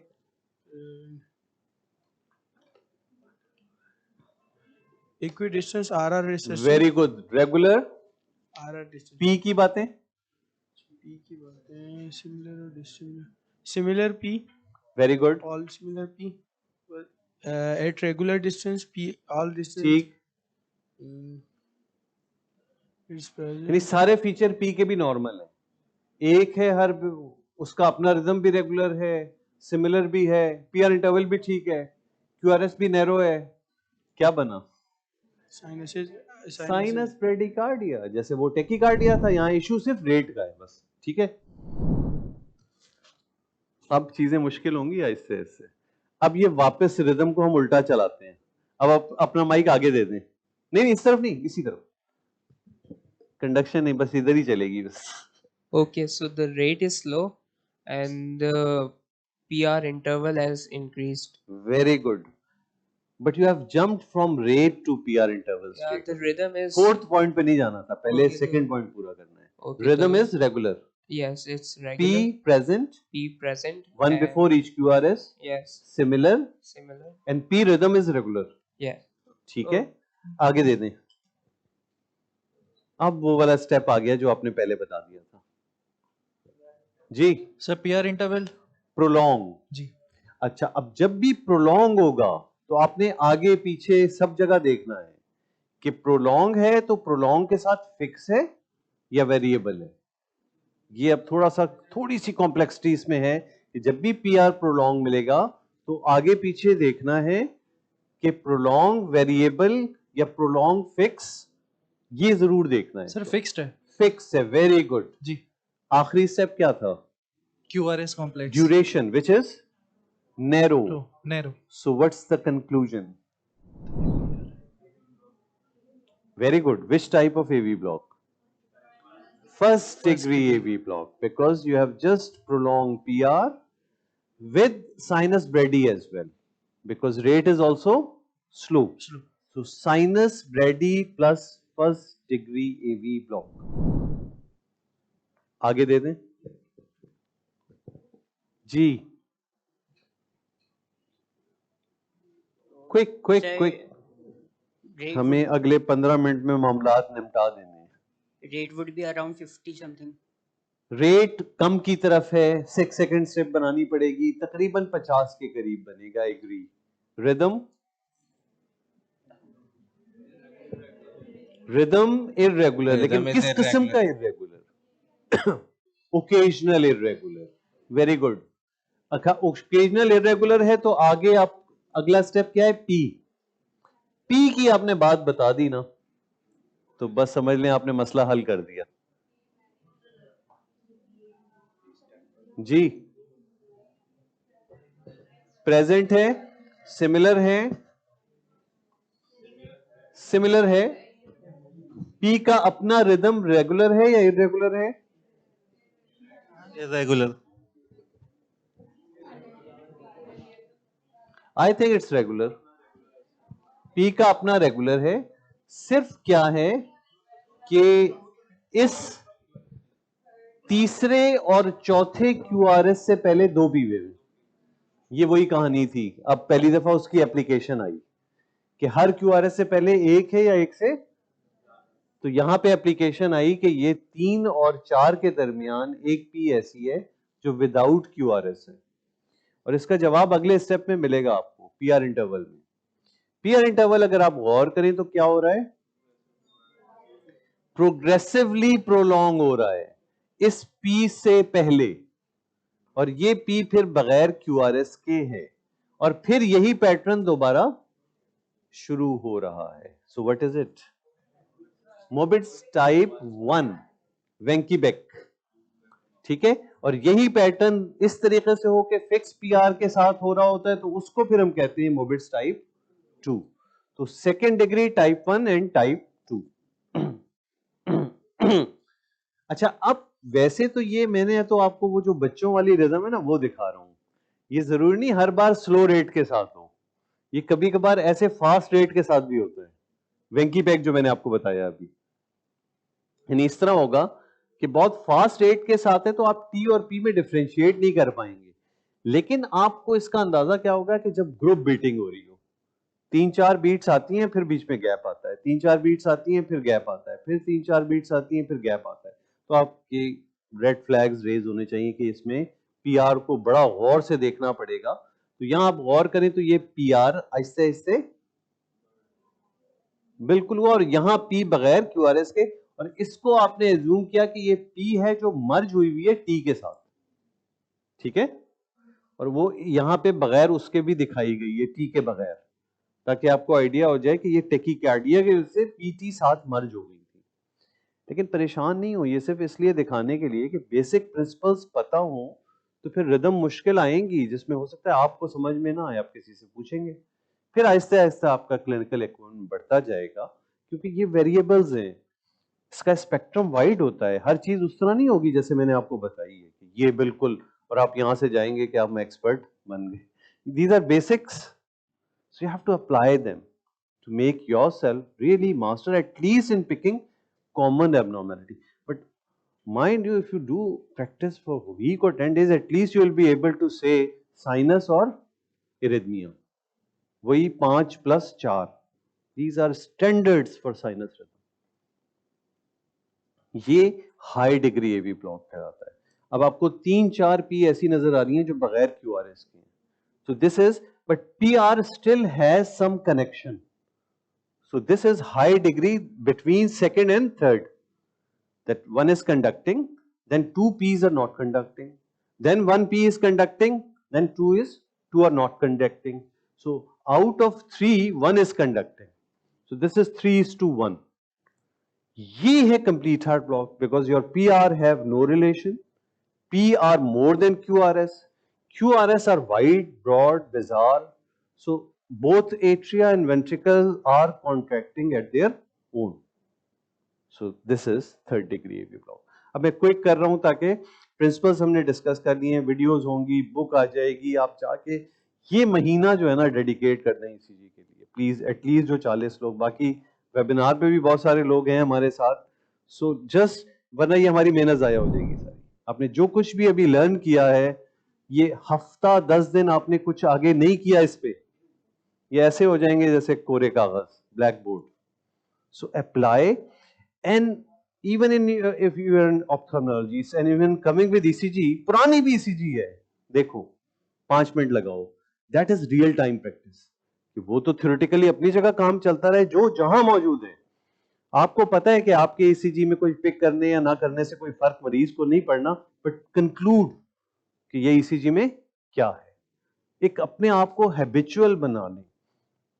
ये बिल्कुल इसी तरह एग्जाम्पल नहीं देनी चाहिए कुछ चीजों की, जैसे कुरान का आपको पढ़ने का, देखने का, छूने का भी होता है, ईसीजी इसी तरह हम कहते हैं छूने से भी लर्निंग है, कि ये तो आदत शुरू हुई कि छू के बस देख, कुछ समझ में ना आए, बस छूना है और सारे कॉम्प्लेक्सेस को एक नजर देखना है, इसको आंख को आदत होनी शुरू होती है उन कॉम्प्लेक्सेस को रन थ्रू करने की।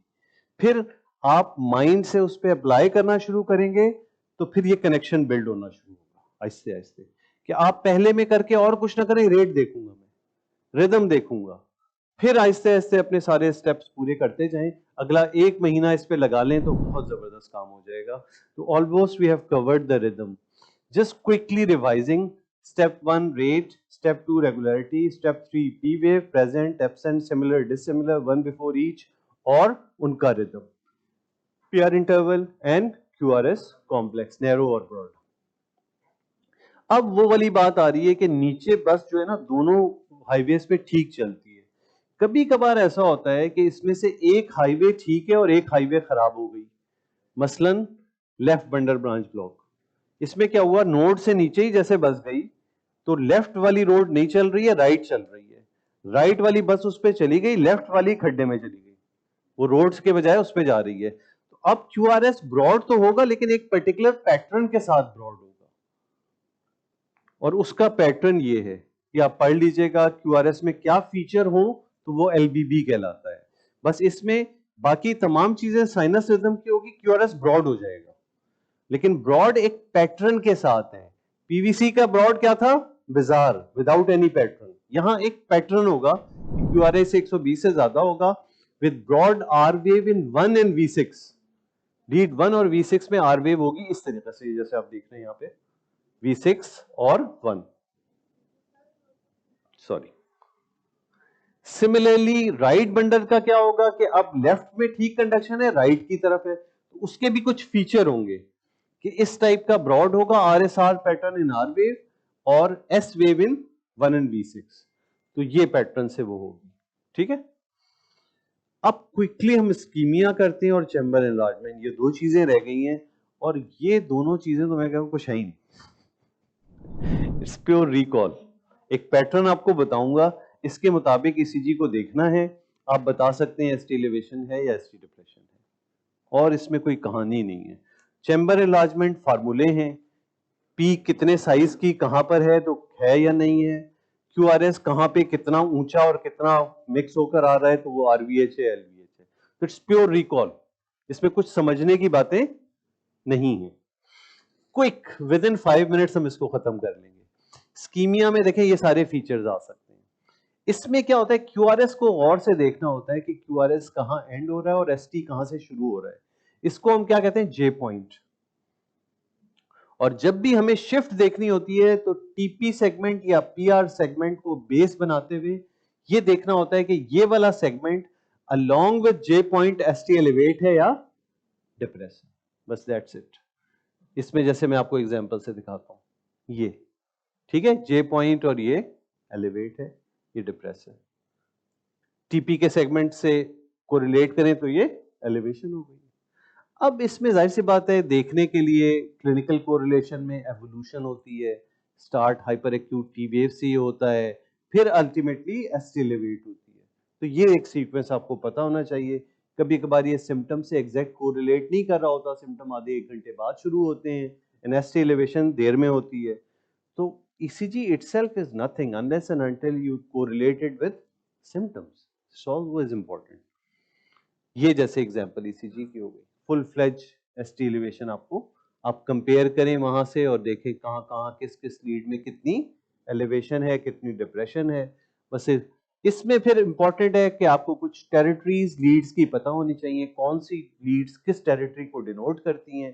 तो एटलीस्ट किसी एक टेरिटरी की 2 लीड में एलिवेशन सिग्निफिकेंट हो, that is consistent with myocardial infarction acute and your patient is having symptom with it. Depression वही चीज इस तरफ देखनी है, नीचे की तरफ, ठीक है। उसकी एग्जांपल ये आपको दिखा देता हूं, ठीक है। ये डिप्रेशन की एग्जांपल है, इसमें तो कोई लंबा चौड़ा गेम है ही नहीं। J point, ST segment, compare it with TP segment. Elevation, depression, elevation है तो टेरिटरीज देखनी है और उसके मुताबिक फैसला करना है क्लिनिकल कोरिलेट करके। तो ये कहानी स्कीमिया की खत्म। क्यू फर्स्ट डाउनवर्ड कॉम्प्लेक्स है, तो इसको भी टेरिटरी से आप डिनोट करते हैं कि नॉर्मली ईसीजी में आपको क्यू नहीं मिलनी चाहिए। क्यू मिल रही है कहीं पे तो फिर टेरिटरी देखें कि एटलीस्ट उस टेरिटरी की 2 लीड्स में सिग्निफिकेंट क्यू वेव है, तो दैट मींस कोई ओल्ड इन्फार्क्ट इस पेशेंट को हुआ हुआ है। सो ये एक्यूट स्कीमिया के बजाय ओल्ड इन्फार्क्ट को डिनोट करती है। तो आप ईसीजी आपको स्क्रीन करनी आनी चाहिए। 12 की 12 लीड्स में देखिए क्यू वेव है। क्यू वेव सिग्निफिकेंट ये होती है कम से कम 1/4 ऑफ द क्यूआरएस या 2 मिलीमीटर डीप 1 मिलीमीटर वाइड। फिर आप उसकी टेरिटरीज में देखें, बाकियों में भी है या सिर्फ एक में है। बाकियों में भी है तो फिर काफी कन्विंसिंग हो जाएगा। फिर क्लिनिकल कोरिलेशन करनी पड़ती है, क्योंकि ये जितनी भी फाइंडिंग्स मैं ईसीजी की बता रहा हूं they have differentials as well. So clinical correlation is always important. Septal hypertrophy में 1 AVL में क्यू वेव विदाउट एमआई भी मिल सकती है। So this is one step ahead कि आपको एब्नॉर्मैलिटी बस पिक कर ली, क्लिनिकल को रिलेट कर लिया, और अगर आपको लग रहा है एक्यूट या क्रॉनिक इस्कीमिया है तो उसको रेफर कर दिया। But at least you can pick there are abnormalities in ECGs और नॉट। अब लास्ट पार्ट है चेंबर एनलार्जमेंट। 4 चेंबर है, एट्रिया एंड वेंट्रिकल। एट्रिया और atrial enlargement is picked by P wave and ventricular is by QRS, because we all know P is atrial depolarization and QRS is ventricular depolarization.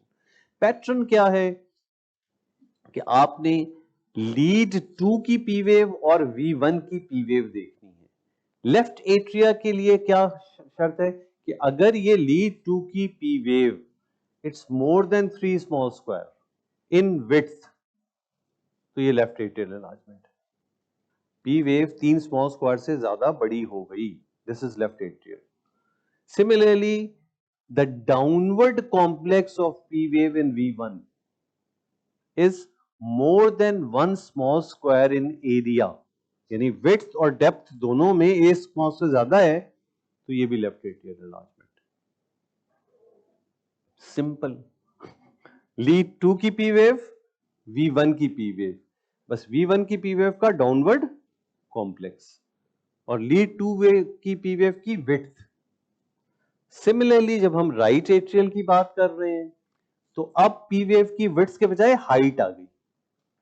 अब यहां पे height अगर P की ज्यादा है 2.5 से। Similarly अभी हम डाउनवर्ड कॉम्प्लेक्स की बात कर रहे थे, अब अपवर्ड कॉम्प्लेक्स की बात कर रहे हैं, तो अपवर्ड कॉम्प्लेक्स। अच्छा, लेफ्ट वेंट्रिकुलर हाइपरट्रोफी की एक ही आप याद रख लें कि एस वेव इन V1 की जो डाउनवर्ड वाली वेव है उसकी टोटल एम्पलीट्यूड काउंट कर लें, और आर वेव इन V5 और इन दोनों को प्लस कर लें। अगर ये 35 से ज्यादा है तो LVH।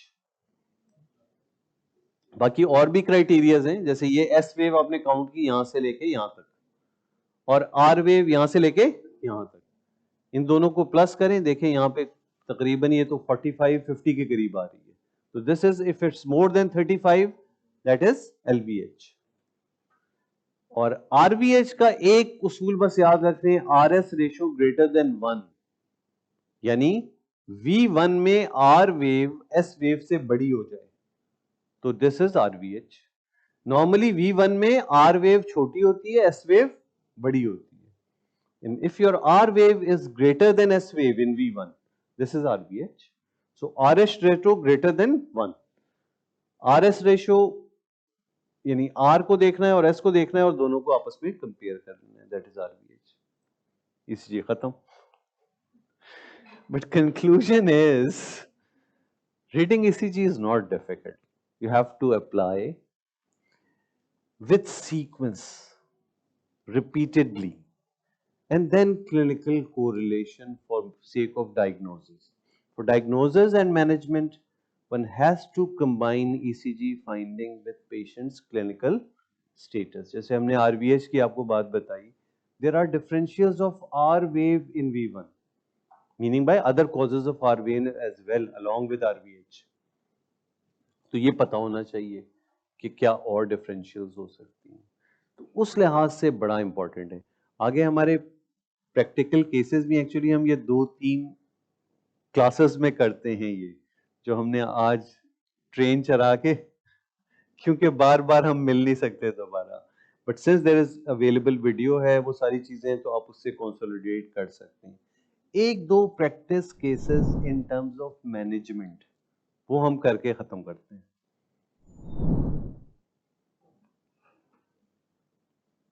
क्योंकि मैंने पहले जिक्र किया था कि हम रिदम के लिए तो बहुत इंपॉर्टेंट है करना, अब ये है कि स्पेशली ACLS में ये एक केस है, 60 years man with 2 hours of crushing chest pain suddenly collapse.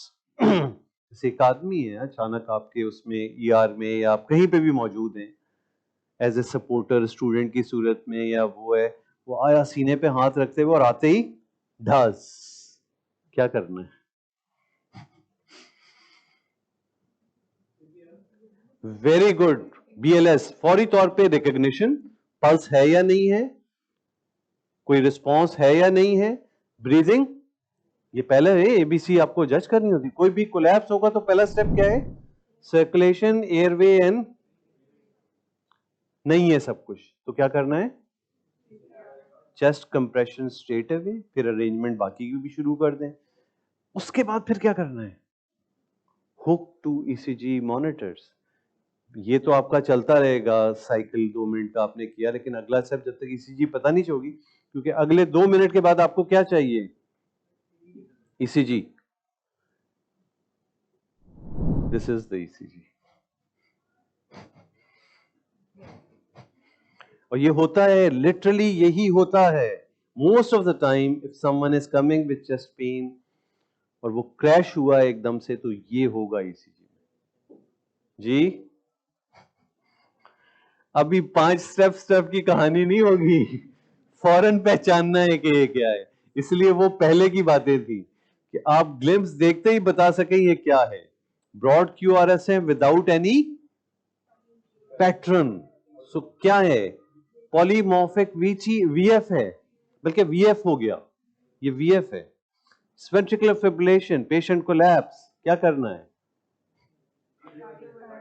डीफिब फौरी तौर पे। तो यहां पे देखें कितनी इंपॉर्टेंस है कि अगर आपको इन तमाम चीजों की नॉलेज हो, so this ECG recognition knowledge have saved life. Pick किया आपने, कहा फौरी डीफिब करो जहां पे भी है, और वो जो पहले 2 मिनट आप साइकिल चला रहे थे वो था इसीलिए, सब कुछ ले आओ, मॉनिटर भी आ जाए, फिर डीफिब भी आ जाए, सब चीजें रेडी हो, ताकि जैसे ही हमें रिदम पता चले। और इसकी जगह होता ब्रेडी, साइनस ब्रेडी होता, फिर क्या करते?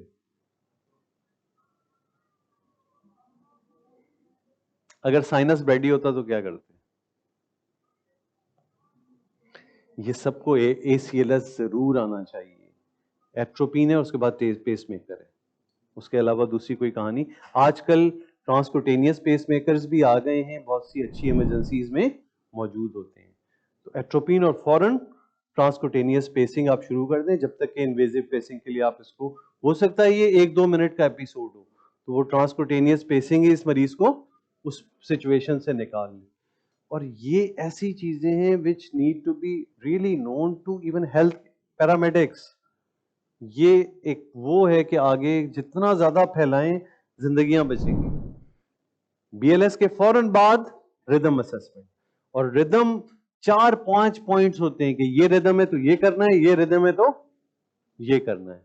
तो ER में हर डॉक्टर फिजिशियन को बस ये छोड़ देते हैं, ये क्रॉनिक रिदम वाले हैं। तो thank you very much for your patience listening. ठीक, हाँ, क्वेश्चन किसी के जहन में कोई हो? सॉरी हमने वो पार्ट छोड़ दिया। Any questions?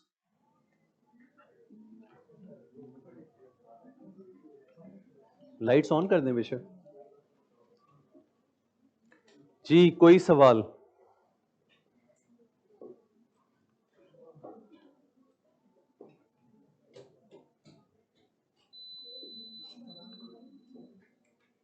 No question. कोई कंक्लूडिंग किसी ने कोई रिमार्क्स करने हैं या हम एंड करते? बस बोल देते हैं जी। लेकिन अब क्वेश्चन नहीं है तो मेरी फिर अगेन वही रिक्वेस्ट होगी कि जितने लोग यहाँ पे हैं और जितने लोग वर्चुअल हैं, प्लीज रोजाना की बुनियाद पे एक ECG इस पैटर्न पे देखने को अपने ऊपर लाजिम कर लें, तो इंशाल्लाह you will be able to pick abnormality. और फिर आहिस्ते आहिस्ते क्लिनिकल एक्विपमेंट बढ़ता जाएगा। और रिदम का तो मैंने आपको बताया कि रिदम असेसमेंट तो हर आदमी को आनी चाहिए, कि आप फौरी एक ग्लिम्स में टेलीमेट्री पे देख के रिदम जज कर सकें कि ये साइनस है। और कोई मुश्किल चीजें नहीं है, मतलब उस टेलीमेट्री में भी पी को ढूंढना होता है नहीं है, एब्सेंट है, QRS नैरो चल रहा है, ब्रॉड चल रहा है, रिदम रेगुलर चल रहा है, इरेगुलर चल रहा है, हर जगह वही 5 + 4 पॉइंट्स जो आपको फैसला देंगे कि ये क्या है। रेगुलर, इरेगुलर, रेट कितना है, P wave present, absent, similar, dissimilar, 1 P before each QRS narrow और ब्रॉड। बाकी इसमें सारी चीजें ईसीजी में इससे हट के और पे आप जाएंगे, वो सारी कॉन्सेप्चुअल बातें हैं इन टर्म्स ऑफ रिदम। वो क्या होता है कि हम जज करते हैं कि रिदम का ओरिजिन कहाँ है। जैसे हर कॉम्प्लेक्स में मैंने आपको मिसाल दी थी कि आपको उस बस का रूट, तो ये एक नेचर ने एक सिस्टम रखा हुआ है कि sinus is the pacemaker which is driving everything, because rest do have this propensity to generate rhythm, but they are suppressed by sinus because sinus has a rate of around 60 to 100. तो lead हमेशा sinus लेता है। किसी वजह से sinus में गड़बड़ होगी, देन उसके बाद फिर नोड की कहानी है या इवन एट्रिया की कहानी है, 60 से 80 और नोड की 40 से 60। किसी वजह से साइनस 60 तक नहीं जनरेट करना शुरू करेगा तो नोड जागना शुरू होगा कि अब मुझे संभालना है, otherwise they are all suppressed. ये तो नेचुरल पेस मेकिंग की एक नेचर ने दिया हुआ है कि ये फिर ये फिर ये, और फिर नोड भी किसी वजह से सो गया है तो फिर इवन वेंट्रिकल भी 20 to 40, जब बिल्कुल ही रेट कहीं से नहीं चल रहा तो अल्टीमेटली वेंट्रिकल शुरू कर देगा कि वो जो कुछ भी करे, चाहे उसकी बनस्बत ना ऊपर से सीक्वेंस बन रहा है ना एट्रियल कॉन्ट्रैक्शन आ रही है, लेकिन ये अपना रिदम देना शुरू कर देगा। ये तो वो पैटर्न है जिसमें कंडक्शन प्रॉब्लम आई कहीं पे। दूसरी है इरिटेबल कंडक्शन या मोर एक्टिवेशन, कि अब इसकी कहानी साइनस नोड की है कि भाई 60 से 100 ये कर रहा है तो बाकी कोई नहीं बोलेगा, लेकिन अब वो बदतमीजी पे आ गया एवी नोड, बीच बीच में डज कभी एट्रिया बदतमीजी कर रहा है तो वो प्रीमेच्योर एट्रियल या प्रीमेच्योर वेंट्रिकल वक्त से पहले, वरना अदरवाइज इनको क्या कहा गया था कि जब वो ना करें तब तुमने करना है। लेकिन कभी कभार ये इरिटेबल हो जाते हैं, फोकस 1 2 मल्टीपल टाइम्स इस तरीके से। अभी रेडी? ठीक। अस्सलाम वालेकुम तमाम पर्सन, कैसे हैं आप लोग? खैरियत से? मेरा नाम तलहा है। मेरी तरफ से आप लोगों को बहुत कॉल्स आ रही होंगी और ईमेल्स भी रिसीव हुई होंगी। अच्छा, ये है कि सेशन तो फिनिश हो गया है और पीमा के रेफरेंस से ये सेशन हुआ था, इसमें ताउन हमारे साथ है कि फॉर्म ने किया था। Thank you so much doctor Fawad Farooq कि आपने ज्वाइन किया और फैसिलिटेट किया।